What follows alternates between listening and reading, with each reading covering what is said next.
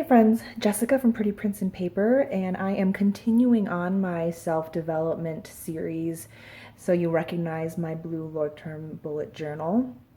And I am going to be talking about how my bullet journal is going to help me on my journey with mental health. This is my part of my journey and how I'm going to use my bullet journal to move through it. I have been seeing a therapist since probably September. I highly recommend it to a lot of folks. Working through some things and coming to realize recently that I've been living with anxiety for a very, very long time, but I didn't know that that's what it was. Maybe this resonates with you, but as I heard all my friends tell their stories about, living with various anxiety or mental health issues, it didn't really seem like I could understand what they were feeling, right? Because you can never understand how other people feel in their body. But I was like, oh yeah, of course. And one day it clicked that all of these ways that people were feeling with general anxiety were things that I have felt, but I've called different names. When I come to realize that I had these feelings of spinning in my own head and being trapped in between rationality and irrationality, and my feelings and what's real and what's not, and going back and forth and not seeing a way to get out of it sometimes. Or I always called it overanalyzing. I always called it metaing myself, and did not realize that loss of that control over the worry was something outside of myself. And for me, I think because I've been living with it for so long, I could finally have a name for what I was feeling and dealing with. In some ways, a little relieving that it wasn't just me, that all my life I could figure out a problem and work the problem and work through it, but I wasn't making progress on this. So this whole time I'm thinking, wow, I'm nuts, I'm insecure, I'm just not getting forward. And so knowing that it is something else, it's like, okay, all these ways that I've been managing my overthinking, now I can directly use to manage the anxiety. So knowing the real name for it, I can deal with it. So I used my bullet journal to create a couple pages to do that, and maybe they will help you as well. So in my A5 dot grid, of course you have to know, I have a couple pages. This first one I'll focus on is managing anxiety. I think this alone might give some of you anxiety, but maybe some discomfort, but I'm rolling with it because we're just going to embrace the mess. So I wrote down some of the things that I've been trying to manage the anxiety and the thought patterns that come along with my particular anxieties. So things that take me out of my head and into my body, out of my memory or my plans and into my present.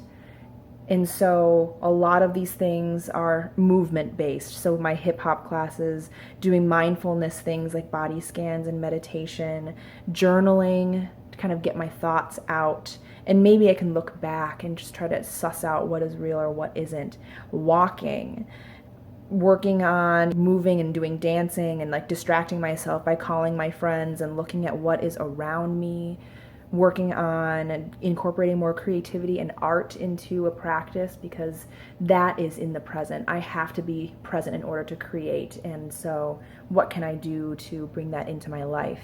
I played around with a mantra, and that works for some people, and I'm finding that it actually makes it a little worse for me. So chanting something actually reminds me of what I am not. So I have to say this because I am not this. I'm saying I'm okay, but maybe I'm not okay, and that reinforces that fact. So I'm finding that does not work for me. And I think that's what's going to be the hardest part about all of this, right? It's just like how we have to trial and error all of our bullet journal layouts. This didn't quite work, this daily didn't work, this weekly didn't work.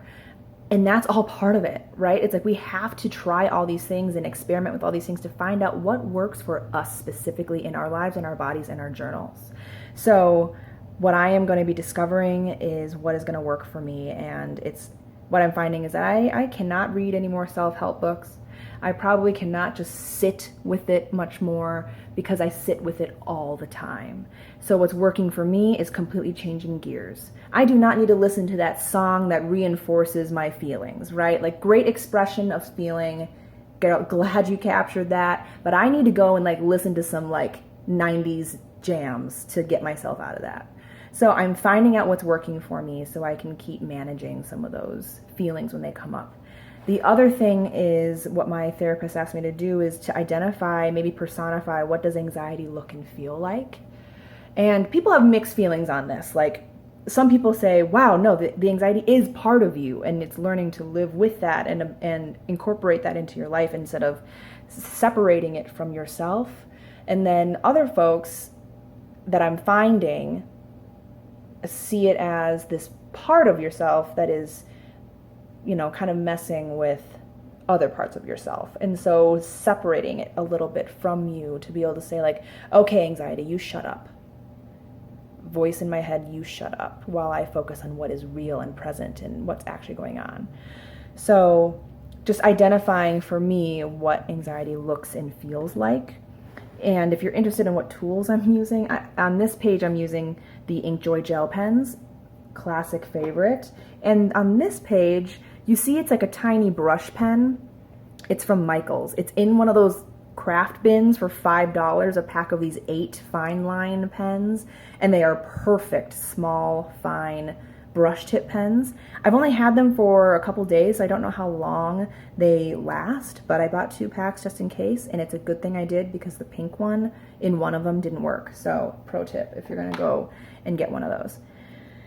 So the other page that I did, instead of identifying, just how do I sit with this, I want to identify the reasons why I'll be okay, why I will emerge from the other side, and why I will persist and be resilient. And I have to remind myself of how I can make it through this. So I wrote this out. I will be okay because, and I think I need to come back to this again and again. Once again, I'm using the Inkjoy gel to write out reasons why I'll be okay, that I've been okay so far, that I have amazing friends and family who love me and the mess. They love me for me as myself, not because I am a teacher, not because I letter, not because I have done anything to earn it, but that I just am me. That I am not going to run away from this, and I will engage with this. So these are just some of the reminders that I am writing down to know that no matter what happens, even when it is hard, there will be a reason for me to pull out on the other side. So if anything, this has been the most helpful page, and I think I need to come back to it again and again. These are 3 of my pages. I also want to recommit to journaling some more. So going back to that practice, I don't know what that will look like, whether that's going to be a small form in my weekly or long form in a morning pages journal, but I want to do that. I want to spend more time just stepping away from things and resetting and tracking a little bit about what helps me be okay. So I have these high level things. I think I'm also going to start writing down when I have moments of anxiety and those thoughts coming up, what brings me on the other side. So what helped me transition from that moment to the next. So I think I want to see what's actually working from a day-to-day basis. Again, this is a new part of my journey, and there are plenty of you who have been on this for a very long time. I have been so grateful to all the people who have come out and sent me messages of support when I shared this online on my Instagram, and it's been amazing to see the kindness, and I'm not alone in all of this. So I'm grateful to all of you for that. There's a line in that new musical, Dear Evan Hansen, that says, every time that you call out, you're a little less alone. And I feel that so truly with this community, and I'm so grateful. If you have thoughts, suggestions, ideas that you have tried with your own mental health or otherwise, please leave them in the comments below. Or feel free to send me an email at jessica@prettyprintsandpaper.com. If you liked this, go ahead and subscribe, share, thumbs up, whatever. I hope that some of this connects with you and that you've enjoyed this video. I will see you in the next. Bye.